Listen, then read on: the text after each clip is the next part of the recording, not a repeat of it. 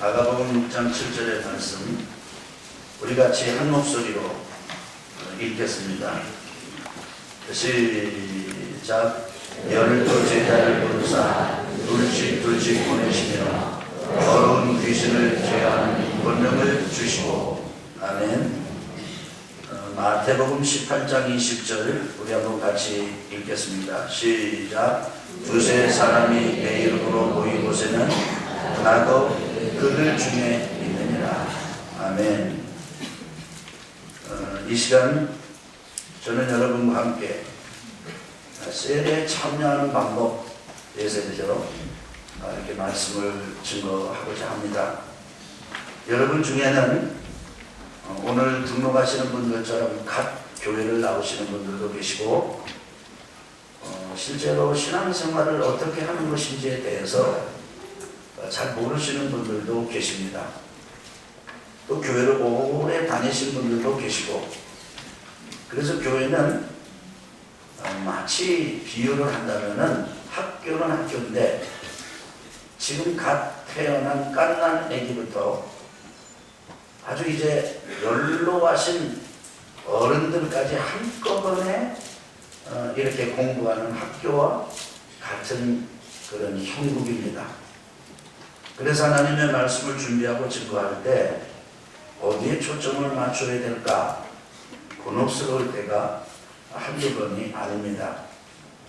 그런데 저는 이 2015년도를 보내는 12월에 여러분과 함께 계속해서 우리 교회가 모름지기 하나님의 영광을 위하여 하나님을 잘 섬기는 교회가 되려면 어떻게 해야 될까?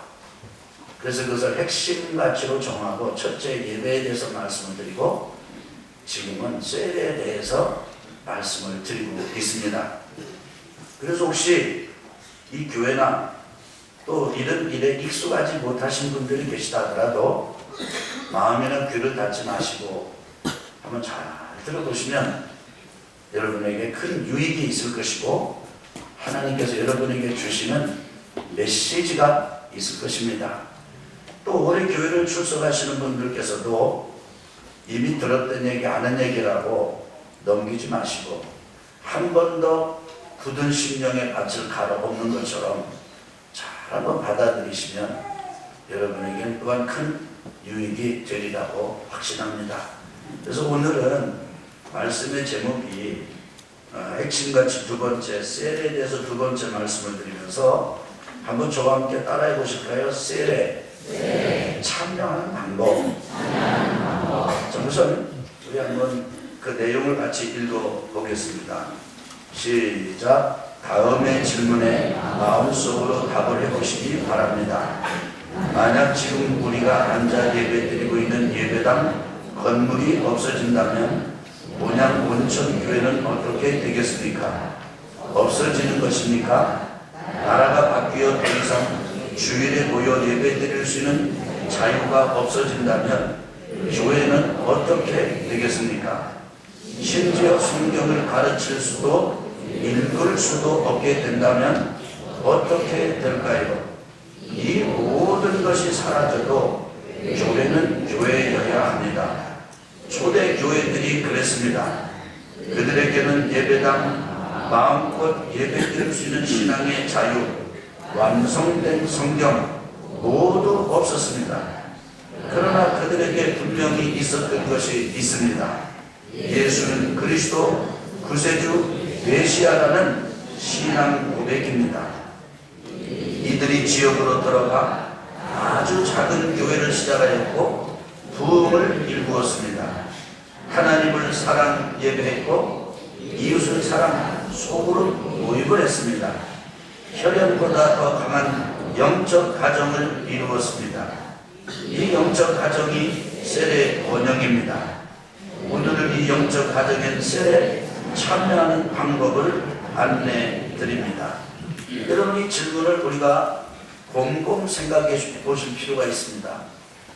만약에 우리에게 예배당이 없다 할지라도 주일날 이렇게 모여 예배할 수 없을지라도 또 또 우리가 더 이상 성경을 가지고 소지할 수 없게 될지라도 여러분과 저는 교회로서 하나님을 섬기는 주의 백성으로서 이 땅에서 죽지 않고 살아남아서 하나님의 영광을 선포하는 주의 백성들이 되어야 합니다. 여러분, 요즘 건물이 좋으면 교우들, 성도들이 많이 모이는 것, 그런 일이 있는 것 부인할 수 없는 사실입니다. 또 예배를 잘 드리면 교우들이 또 모이는 것, 그것도 사실이고, 성경에 대해서 깊이 있는 이해가 있고 성경에 대해서 가까이 접근하면 접근할수록 좋은 신앙의 일꾼들이 생겨나는 것, 정말 좋은 일이고 실제로 있는 일입니다. 그런데 북한 같은 경우를 한번 가정해 봅시다. 거기는 예배당 건물을 대놓고 세울 수가 없습니다. 세워졌다면 그것은 어떤 목적을 가진 것이죠. 그 다음에 거기서는 공개적으로 이렇게 자유스럽게 주일날 모여서 예배를 드릴 수가 없습니다. 성경도 물론 소지할 수도 전해줄 수도 없습니다. 법으로 금지가 되어 있기 때문입니다. 그렇다면 북한에서는 교회가 사라진 것입니까? 교회가 없는 것입니까? 아닙니다. 어쩌면 북한에 있는 교회가 가장 초대교회에 근접한 교회의 모습일 수가 있지 않겠습니까? 이런 생각을 하면서 여러분과 제가 혹시 신앙에 거품이 끼어 있지는 않은지 점검해 볼 필요가 있습니다. 나의 신앙의 어떤 많은 부분이 드러나는 외형적인 예배당에 있는 것 아닌가? 그리고 나의 신앙의 중심이 주일날 모여드리는 이 예배, 한 번의 예배에 이렇게 있지 않는가? 물론 여러분, 제가 예배의 가치를 같이 모여서 전체 회중이 예배 드리는 것에 대한 소중함의 가치를 부정하는 게 아닙니다. 이미 저는 그것이 중요하다고 누차 강조를 했습니다. 그러나 제가 지금 드리는 질문은 본질적이고 근원적인 질문을 드리는 것입니다. 심지어 여러분과 저에게는 성경이 없어도, 심지어 여러분과 저에게는 이렇게 모여드리는 예배가 없어도, 건물이 없어도 우리는 없어지거나 죽거나 사라지지 아니하고 소멸되지 않고 살아남아서 하나님을 예배하고 하나님의 사랑을 전하고 사랑을 실천하는 주의 백성들이 되어야 합니다. 그것이 교회입니다. 그런데 어떻게 하면 그런 교회가 가능할까요? 그것은 바로 그 속에 예수는 그리스도 메시아 구원자라고 하는 분명한 신앙의 고백을 가진 성도들이 모여서, 전체 모일 수 없다면 소그룹, 가정으로 모이고, 그리고 대낮에 모일 수 없다면 밤에 모이고, 밤에도 낮에도 모일 수 없다면 그 어떤 시간에 짜투락이라도 잘라서 모임을 가지면서 서로 격려하고 서로 의지하고 살아갈 때, 여러분, 교회는 다 겉으로 볼 때는 사라진 것 같아도 교회는 여전히 살아서 하나님의 생명을 공급하는 공급의 통로가 되는 것입니다. 저는 그런 전형적인 모습이 영적인 가정인 셀에 있다, 그렇게 믿습니다. 만약에 우리가 이런 예배당을 지금 갑자기 어떤 천재지변이 일어나서, 지진이 일어나서 이게 예배당이 무너졌다고 하더라도 교회가 무너진 것은 아닙니다. 교회 교인들이 모여서 예배드리는 예배당 건물이 무너진 것이죠. 건물이 무너졌을 때 무너지는 교회라면 엄격하게 말하면 원래 그 교회는 교회가 아니었던 거죠.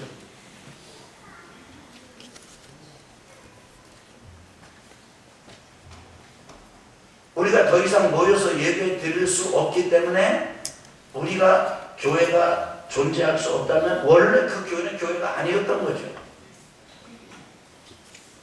그렇기 때문에 여러분과 제가 정말 셀을 통해서 교회 생명력을 유지하는 것은 오늘날 교회의 근본을 회복하는 교회 갱신과 그리고 교회의 아주 근본 생명을 되찾는 아주 귀중한 영적 여정이 될 수 있다는 사실을 꼭 기억하시기를 주님의 이름으로 축원합니다. 저는 그 셀을 우리가 참여하려면 어떻게 되는가? 첫째, 우리가 점을 읽겠습니다. 시작. 먼저 하나님의 자녀가 되십시오. 이미 우리는 육신의 부모로부터 육신의 생명을 받아 태어났습니다. 그러나 반드시 한 번 더 태어나야 합니다. 그렇지 않으면 하나님 나라에 들어갈 수 없습니다. 안타깝지만 우리는 태어날 때부터 죄를 가지고 태어난 죄인이기 때문입니다. 한 번 더 태어나려면 예수님을 마음 중심에 모셔드려야 합니다. 그러면 하나님을 아버지로 부르며 서로 형제 자매라 부르시는 영적 가족이 되는 것입니다. 바로 하나님께로부터 난 자들입니다.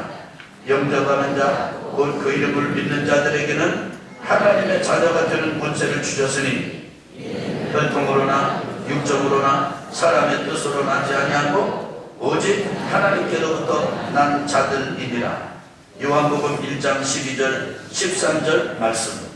예수께서 대답하여 이르시되 진실로 진실로 내게 이르노니 사람이 거듭나지 아니하면 하나님의 나라를 볼 수 없느니라. 요한복음 3장 3절 말씀. 그렇습니다. 여러분과 제가 이제 육신의 가정을 가지고 있는 것처럼 부모의 육신으로부터 우리의 육신이 태어나서 부모를 중심으로 해서 한 육신의 가정을 이루는 것처럼 우리 교회 안에서 영적인 가정을 이루고자 한다면 가장 먼저 해야 될 일은 우리의 육신이 부모님으로부터 태어나야 육신의 가족의 구성원이 되었던 것처럼 하나님으로부터 여러분과 제가 다시 태어나야 하나님의 자녀가 되어야, 그래서 하나님을 아버지라고 부르고 우리 서로 형제 자매라고 부를 수 있는 신앙적인 관계를 갖게 되었을 때야 비로소 셀에 참여할 수 있는 길을 가지게 되는 것입니다. 그래서 여러분과 제가 하나님의 자녀로 태어나는 길은 무엇입니까? 우리가 육신의 부모로부터 태어나는 길은 우리 육신의 부모가 만나는 것이고, 그 부모의 태 속에서 우리가 10달간 있다가 때가 되어서 이 땅에 나오는 것입니다. 그런데 우리의 영이 하나님의 자녀로 한 번 더 거듭 태어나는 것, 한 번 더 태어나는 것, 중생하는 것, 거듭나는 것, 구원받는 것, 이것은 바로 여러분과 제가 우리 마음속에 다른 것이 아니라 예수님을 주님으로 영접할 때 하나님의 아들과 딸로 태어나는 것입니다. 사랑하는 성도 여러분, 여러분과 제가 그래서 인생의 주인을 따로 정해야 합니다. 내가 내 인생의 주인으로 계속 두게 할 것인가? 아니면 세상의 철학과 세상의 풍조가 내 인생을 끌고 가도록 하는 내 인생의 운전대로 주인으로 그대로 둘 것인가? 아니면 내가 지금 비록 부족해도 이제는 나는 이제부터 결심하겠다. 내 인생의 주인을, 내 삶의 주인을, 내 영혼의 주인을, 그래서 내 눈도, 내 귀도, 그리고 내 눈도, 내 온몸도, 내 마음도, 내 온 영혼도, 내 삶의 전부도, 내 모든 삶의 주인을 예수님으로 삼겠다. 이렇게 고백하고 살 것이면 여러분 선택하셔야 됩니다. 그런데 신기하게도 예수님을 주님으로 모셔드리게 되면 예수님 안에는 하나님의 사랑이 담겨 있습니다. 예수님 안에 담긴 하나님의 사랑은 십자가의 죽음으로 나타났습니다. 여러분과 제가 짓고 여러분과 제가 가지고 태어난 죄를 근본적으로 씻어버릴 수 있는 것은 예수님의 십자가의 죽음의 사랑입니다. 예수님에게는 죽었다가 3일 만에 부활하신 부활의 권능이 있습니다. 승천하신 주의 영광이 있습니다. 그래서 예수님을 주님으로 영접하면 이전에 죄된 인간의 삶을 벗어나고 하나님을 아버지로 모시고, 그래서 육신의 부모님이 있는 것처럼 우리의 영혼의 아비, 참 아버지 하나님을 모시게 되면 여러분과 제가 서로 형제가 되고 자녀가 되는 것입니다. 지금은 교인들이 그래도 서로 이만큼 많고 서로 만나면 어느 교회 교인이다 이런 사람들이 많아졌습니다만은 우리나라에 처음에 교회가 들어오고 복음이 전파되었을 때 그때는 예수 믿는 사람들이 정말 어려웠습니다. 그래서 예수 믿는 사람들이 서로 모일 때 서로 재워주고 뭐 서로 도와주는 거 너무너무 열심히 했어요. 우리 감리교만 하더라도 우리 감리교의 공동체 정신이 얼마나 강했는지 시골에서 집회가 열리고 그러면 그 교회 교인만 참석한 게 아니라 저 멀리 교회 교인들도 와 봅니다. 그럼 그때 그 시골에 뭐 여관이 있습니까? 뭐가 있기를 합니까? 그러면 성도들이 자기네 집을 다 내주는 거예요. 그래서 집회 참석하러 갈 때 쌀 가지고 가고 그 다음에 장작, 땔감 가지고 갔습니다. 그리고 거기서 같이 밥을 해 먹으면서 집회 참석하고 은혜 받고 그랬습니다. 사랑하는 성도 여러분, 이제 먼저 예수님을 믿음으로 주님으로 영접함으로 하나님의 자녀가 되고 하나님의 가족이 되시기를 주의 이름으로 축원합니다. 이게 셀에 참여하는 첫 번째 방법입니다. 그러니까 셀에 참여할 때부터 우리는 가족이야. 우리는 하나님을 모시고 있어. 우리의 주인은 예수님 한 분이셔. 그래서 우리는 서로 형제고 자매야. 이런 신앙적인 기본적인 개념을 가지고 있어요. 두 번째, 우리 같이 한번 읽겠습니다. 자, 시작. 다음은 교회의 지체가 되십시오. 하나님의 자녀로 태어난 사람들은 모두 지상교회의 지체가 되어 셀로 들어가야 합니다. 하나님은 완전하시나 우리는 완전치 못합니다. 뜯어보면 다 부족합니다.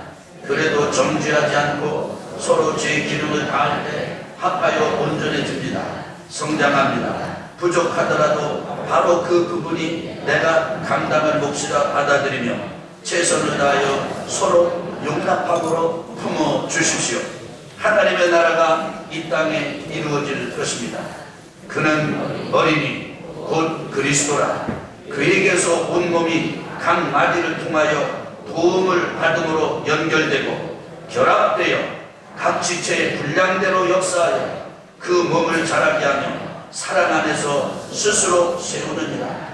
에베소서 4장 15절로 16절 말씀. 우리 아멘 세 번 합시다. 아멘, 아멘, 아멘. 여러분이 에베소서 4장 15절에서부터 16절 말씀, 이게 기가 막힌 말씀이에요.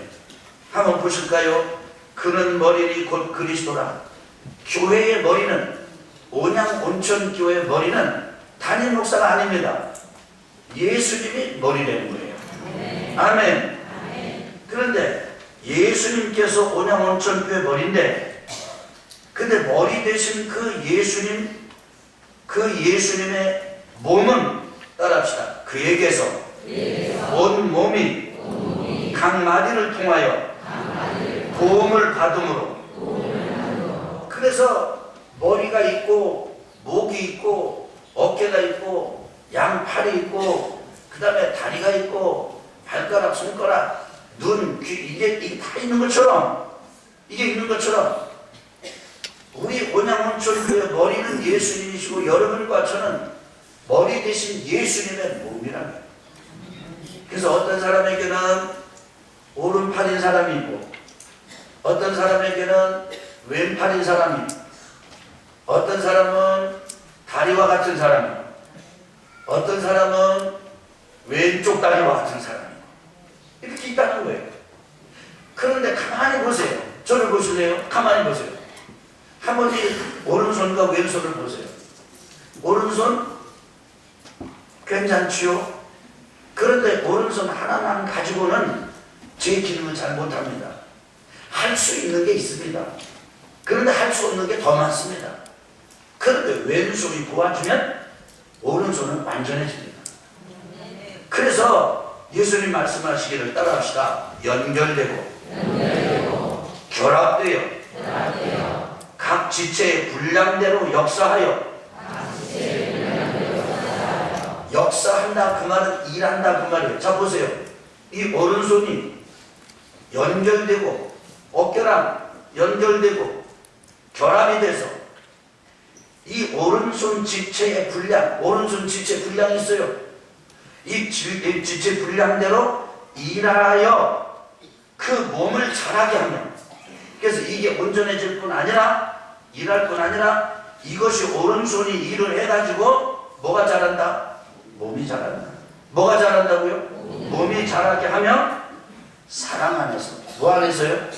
사랑 안에서 따라합시다. 스스로 세우느니라. 그런데 여러분 저를 보세요. 머리 대신 예수님 우리 교회 머리로 모시고 여러분과 제가 설 수 있고 온전해지고 그 다음에 여러분과 제가 아주 제 기능을 잘할 수 있고 이렇게 되려면은 연결되고 결합돼가지고 서로 사랑 안에서 세워줄 때 손은 손으로 완전해지고 발은 발로 완전해지고 이렇게 완전해진다는 거예요. 그런데 오른손이 왼손도 왜 이렇게 협조 안 하느냐 정죄하고 비판하고 판단하면 안 된다는 거죠. 근데 여러분과 저에게 익숙한 게 무엇입니까? 우리가 셀에 들어가서 교회 와서 신앙생활하면서 제일 고통스러운 게 무엇입니까? 어쩌면 그렇게 우리 눈에는 상대방의 마음에 안 드는 게 그렇게 잘 보이는지, 셀에 들어가서도 상대방이 안 되는 거 부족한 걸 너무 많이 봐요. 그리고 그것 때문에 비판하고 그것 때문에 판단하고 정죄하고. 그렇게 하지 말고 서로 돕고 사랑 안에서 협력해가지고 온전해 가라. 이것이 지체가 되는 것입니다. 사랑하는 성도 여러분, 그렇기 때문에 연이어서 제가 강조하고 반복해서 말씀을 드립니다. 제일 소름 끼치도록 고통스러운 사람, 어려운 사람이 누구냐면 우리가 만나고 여러분과 만날 때 여러분이나 저를 향해서 아주 이상적인 기대를 가지고 완벽한 기대를 가지고 찾아오는 사람, 소름 끼칠 사람. 교회도 마찬가지로 어디가 똑같습니다. 한번 따라합시다. 나는 부족하다. 그럼에도 불구하고 설 수 있는 이유는 연결되고 결합해서 분량대로 돕기 때문이다. 그렇게 하는 것입니다. 그러니까 셀에서 목자님이 부목자님을 감싸고, 부목자가 셀 목자님을 감싸고, 셀원들을 감싸고, 셀원들이 서로 감싸고, 우리 성도들이 서로 좀 도와주고, 비판하지 말고 정죄하지 말고 그렇게 세워갈 때 그것이 지체가 되는 것입니다. 할렐루야. 아멘. 우리 옆에 분들하고 같이 한번 하는데 남녀간에는 절대 하지 말고, 남자는 남자끼리 여자는 여자끼리 인사를 하는데 제가 부족한 걸 도와드리겠습니다 이렇게 하면 됩니다.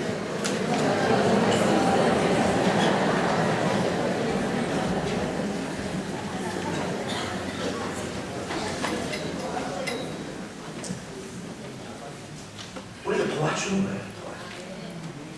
도와주는. 제가 온전하게 사역을 감당할 수 있는 것은 여러분이 또 도와줘서 그런 거죠. 그래서 여러분이 또 이렇게 하면 또 제가 여러분을 이렇게 도와주는 거죠. 서로 도와주는 지체가 돼요. 세 번째, 우리 같이 하면 세 번째, 시작. 마지막으로 셀을 개척하십시오. 하나님의 자녀들이 지상주의 지체가 되어 소그룹을 이룰 때 그 열매는 또 다른 영적 가정의 셀을 만드는 것입니다. 개척이고 번식입니다. 억지스러움이 아니라 생명의 공동체에게 일어나는 매우 자연스러운 과정입니다. 생명은 반드시 번식합니다. 모델은 예수님께서 제자들을 파송하실 때 사용한 방식입니다. 예수님께서는 둘씩 짝을 지어 보내셨습니다. 목자나 부목자 혹은 셀원 중 누구라도 같이 시작할 수 있는 짝을 찾을 때 번식할 수 있습니다.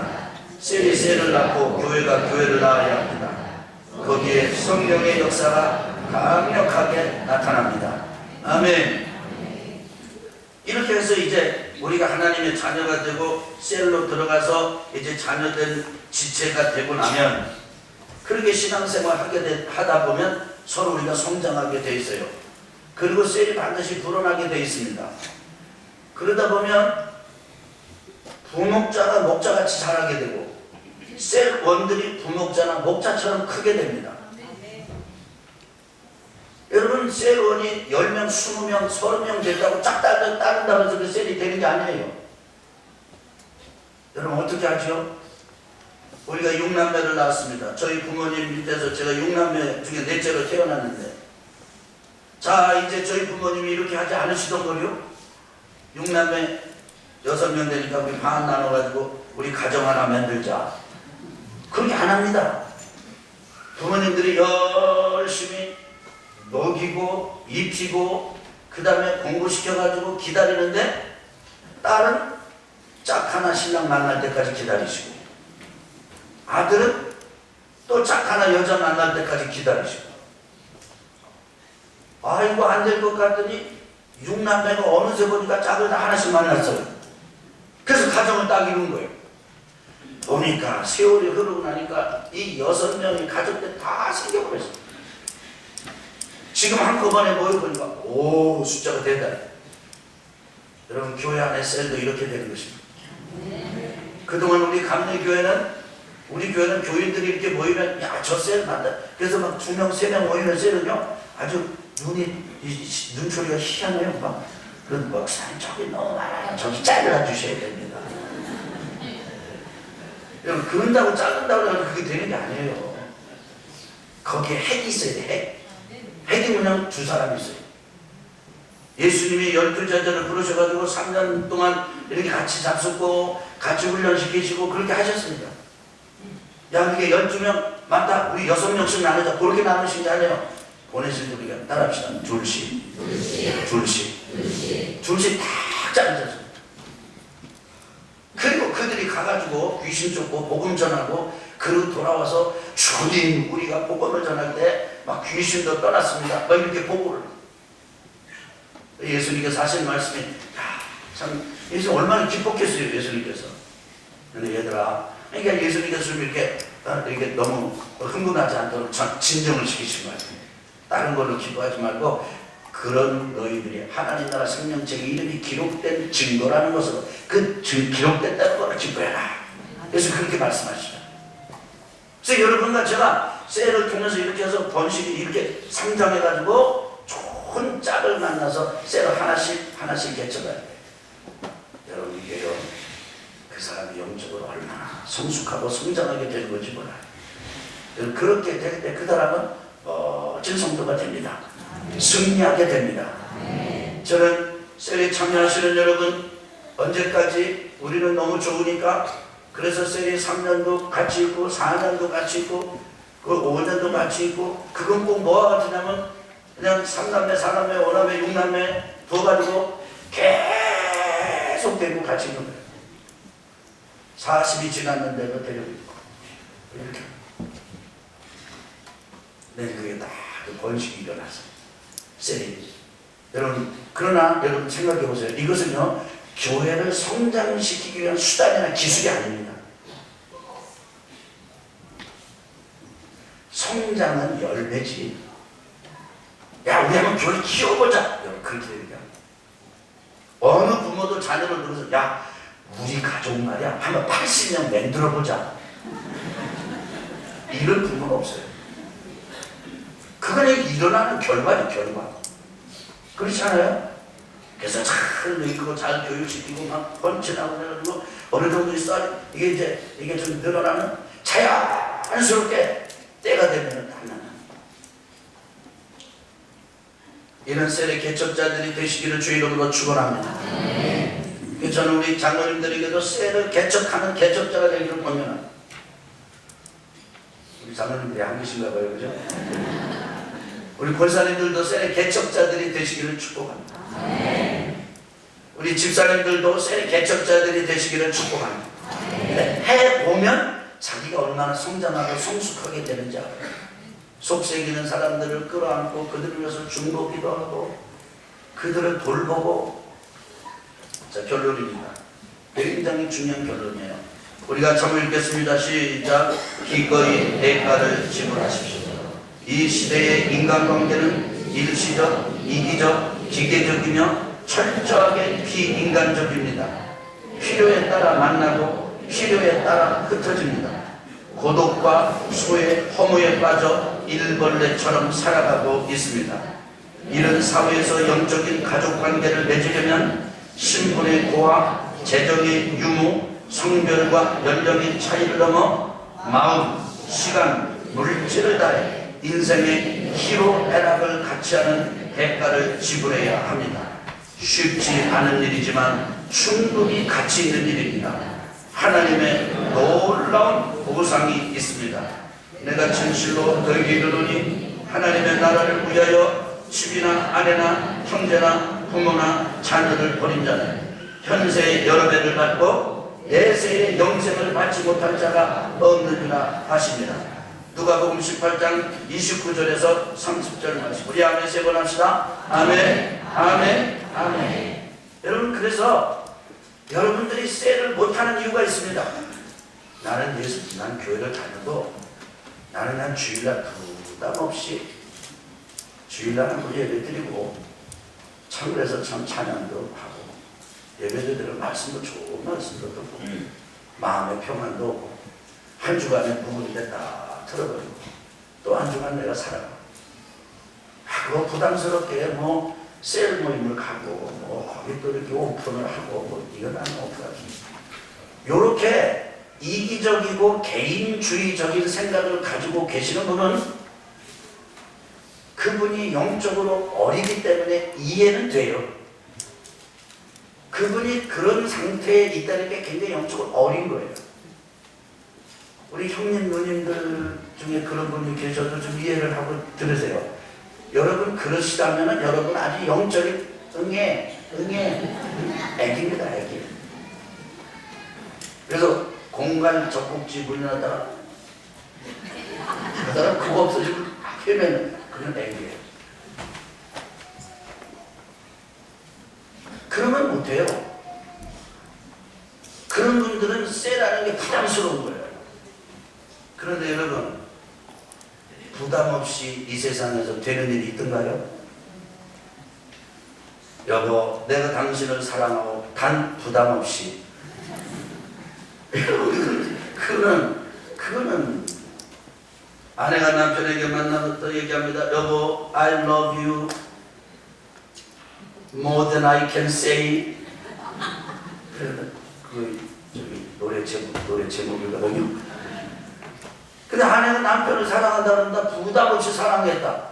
아이고, 그거 있을 수가 없는 일. 부담이 질 때 사랑이 되는 거예요. 애들이 학교 다니면서 나 부담 없이 공부하겠습니다. 걔는 부담 없이 장래가 없죠. 그렇잖아요.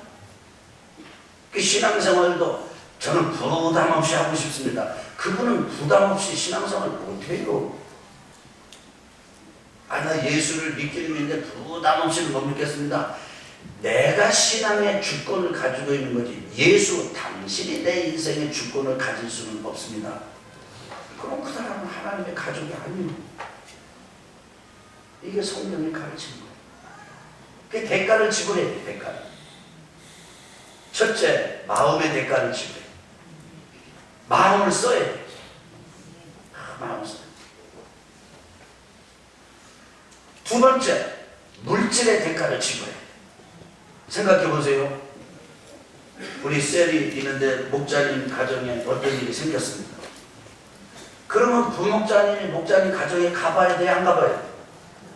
가봐야 돼. 가려면 가고 오는 교통비, 그 다음에 또 와서 우리는 전통 아주 이 문화적으로 이 컬처, 이 문화를 가지고 있잖아요.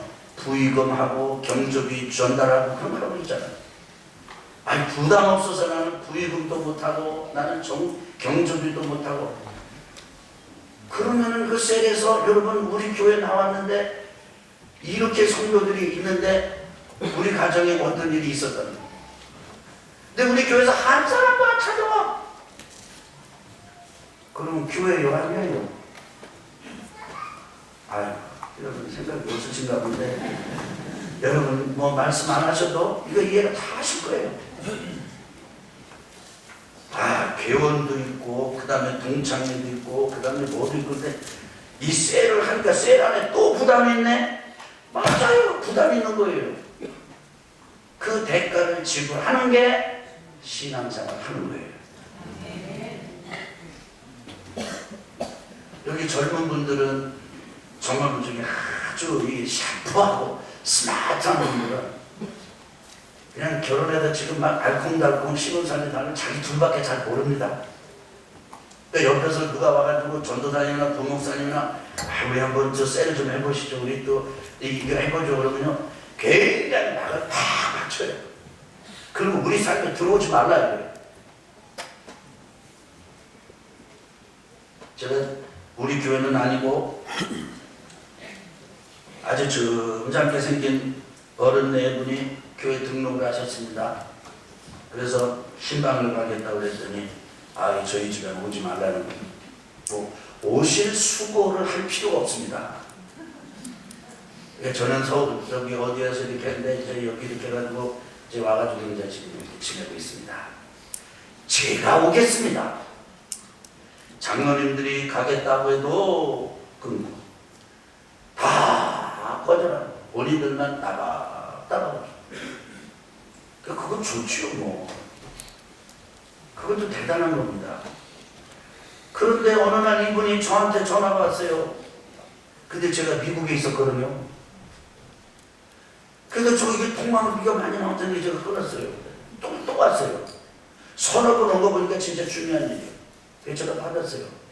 아이고 성도님, 제가 사실 미국이라 전화비 많이 나올 텐데 목사님 아닙니다. 큰일 났습니다. 왜요?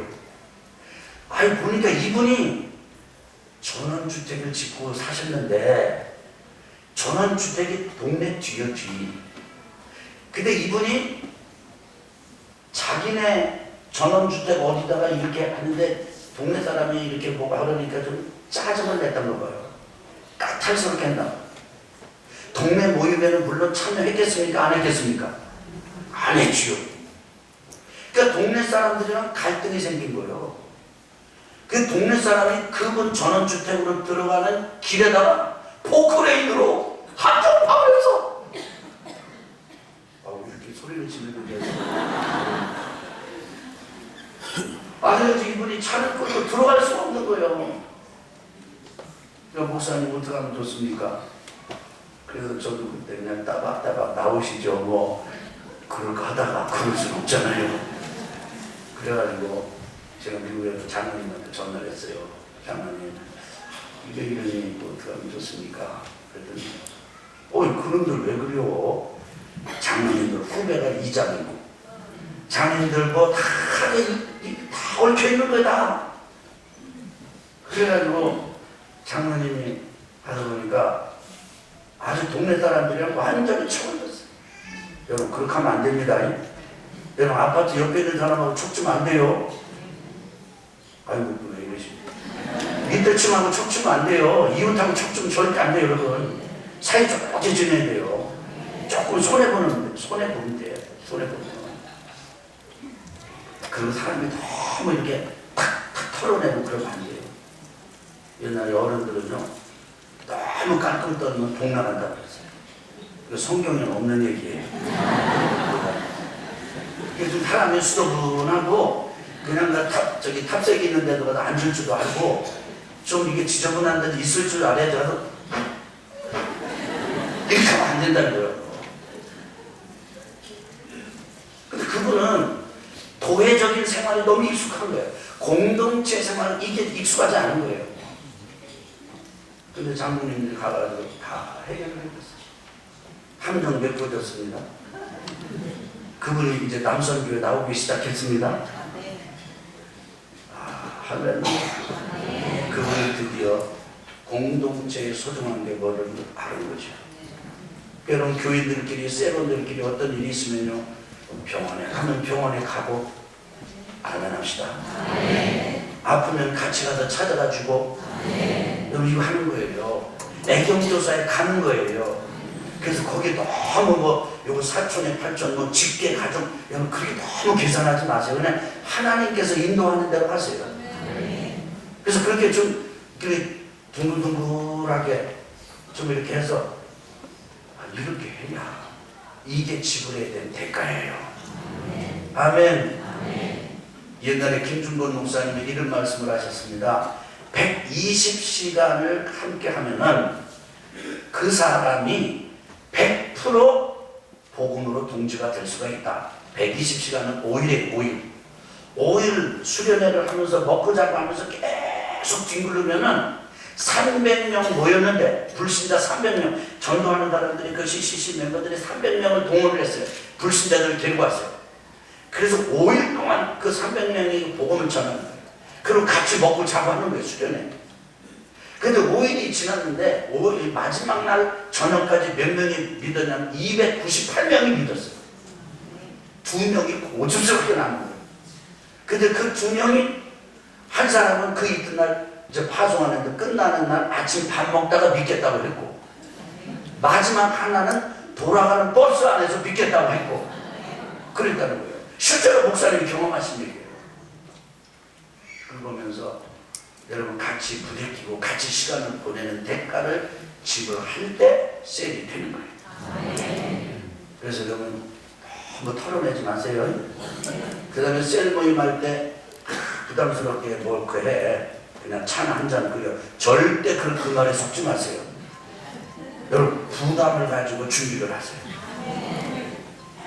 옆에 분하고 한번 이렇게 해보세요. 우리 잘 먹고 지냅시다. 이렇게 하면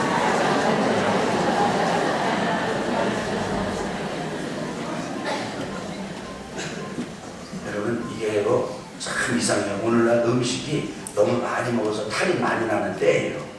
그래도요 성도들은요 모이면 아주 접대하기를 즐겨야 돼요. 칼국수도 삶고 잔치국수도 삶고 살면서 막 즐겁게 가요.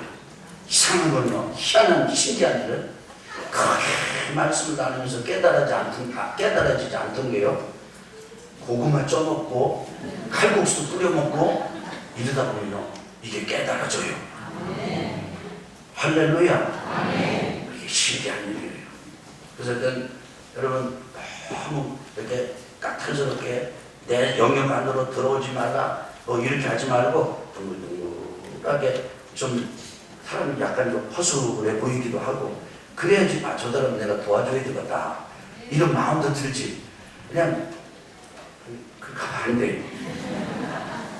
승리하시기를 주님의 이름으로 축원합니다.